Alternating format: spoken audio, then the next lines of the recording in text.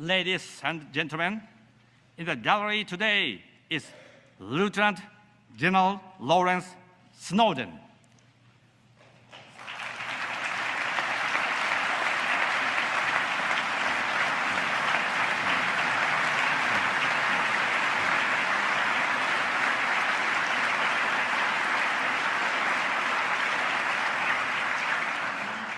"70 years ago, in February, he landed on Ioto, or the island of Iwo Jima, as a captain in command of a company. In recent years, General Snowden has often participated in the memorial services held jointly by Japan and the US on Ioto. He said, and I quote, "We didn't and don't go to Iwo Jima to celebrate victory, but for the solemn purpose to pay tribute to and honor those who lost their lives on both sides." Next to General Snowden sits Diet Member Yoshitaka Shindo, who is a former member of my cabinet. His grandfather, General Tadamichi Kuribayashi, whose valor we remember even today, was the commander of the Japanese garrison during the Battle of Iwo Jima. What should we call this, if not the miracle of history? Enemies that had fought each other so fiercely have become friends, bonded in spirit.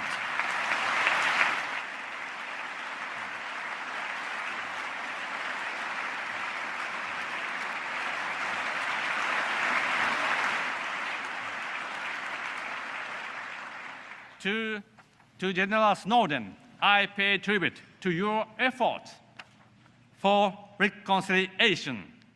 Thank you so very much.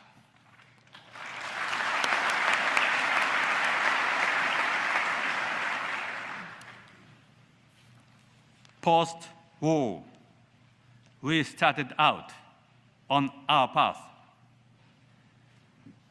bearing in mind feelings of deep remorse over the war. Our actions brought suffering to the peoples in Asian countries. We must not avert our eyes from that. I will uphold the views expressed by the previous prime ministers in this regard. We must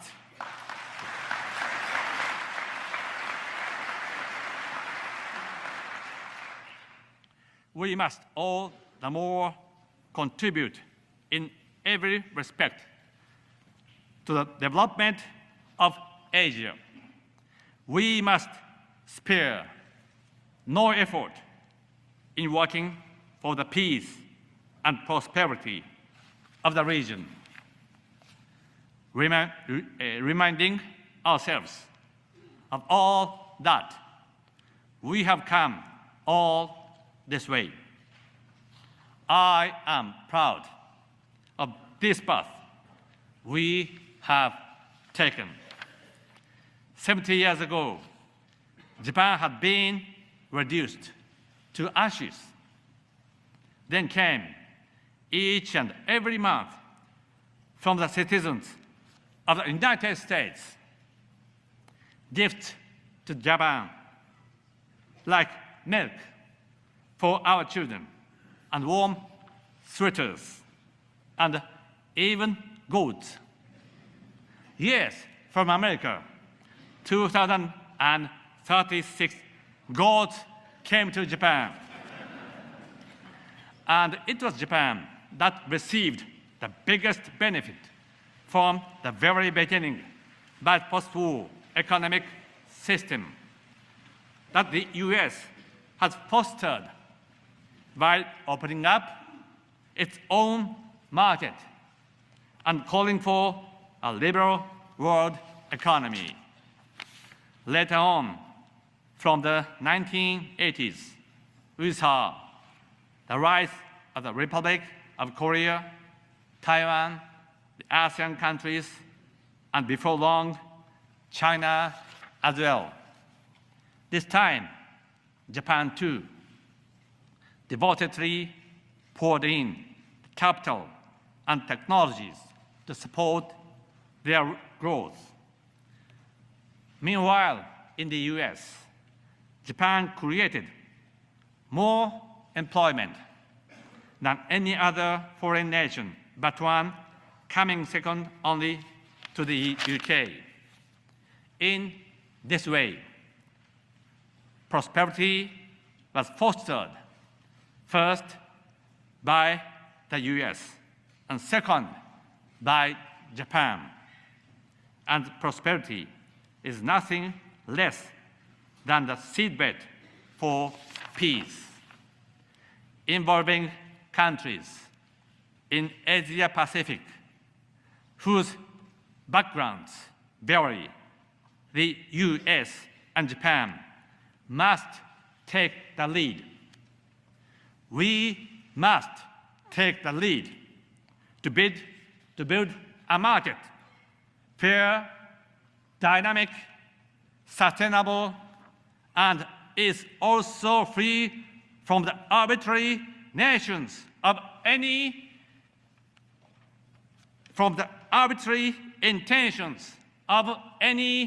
nation.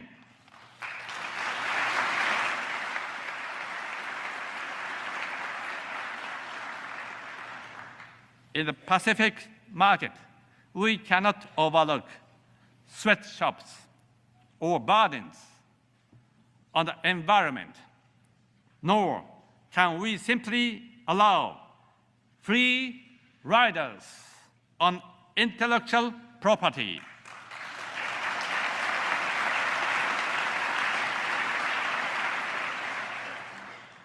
No, instead, we can spread our shared values around the world and have them take root. The rule of law, democracy, and freedom.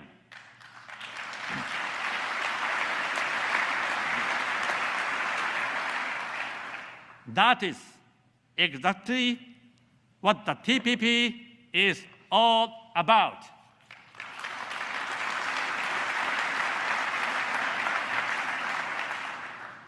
Furthermore, the TPP goes far beyond just economic benefit.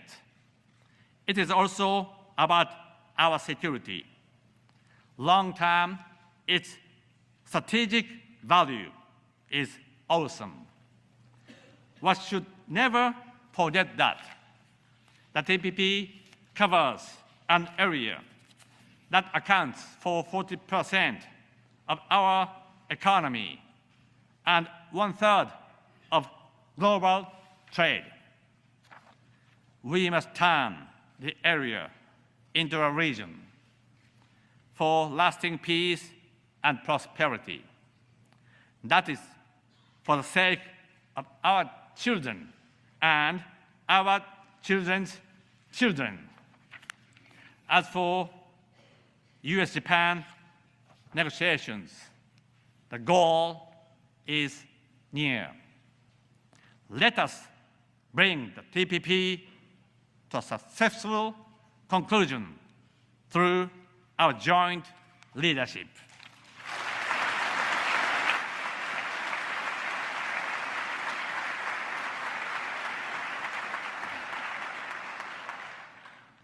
As a matter of fact, I have something I can tell you now.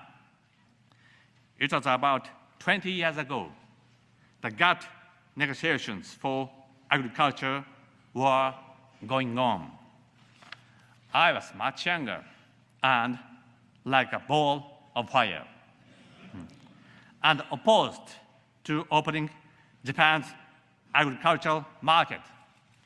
I even joined farmer representatives in a rally in front of the parliament. However, Japan's agriculture has gone into decline over these last 20 years. The average age of our farmers has gone up by 10 years. Now, and is now more than 66 years old. Japan's agriculture is at a crossroads.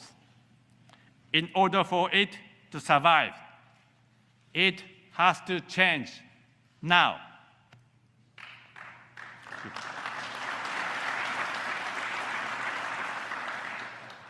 We are bringing great reforms toward agricultural policy that's been in place for decades. We are also bringing sweeping reform to our agricultural cooperatives that have not changed in 60 long years. Corporate governance in Japan is now fully in line with global standards because we made it stronger. Rock-solid regulations are being broken in such sectors as medicine and energy. And I am the spearhead to turn around, thank you, to turn around our depopulation. I'm determined to do whatever it takes. We are changing some of our old habits to empower women so they can get. Thank you.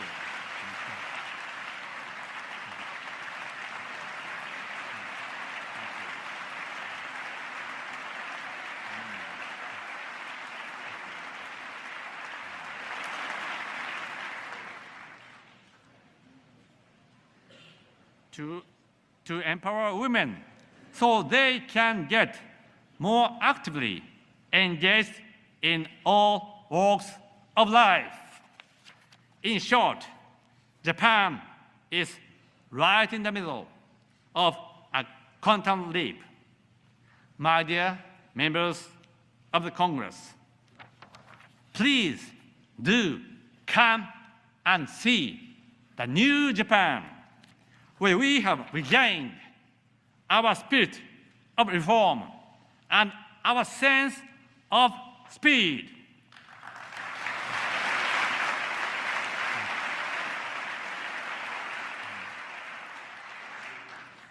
Japan will not run away from any reforms.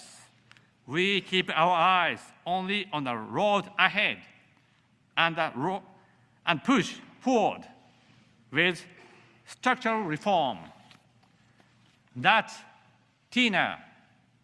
There is no alternative, and there is no doubt about it whatsoever.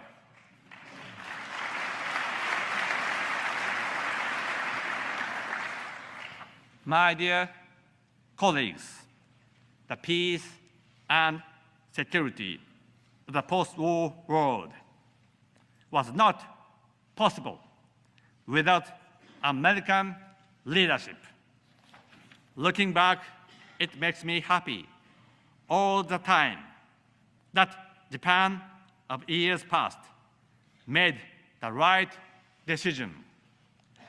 As I told you at the outset, citing my grandfather, that decision was to choose a path. Not the path for Japan to ally itself with the US and to go forward as a member of the Western world. In the end, together with the US and other like-minded democracies, we won the Cold War.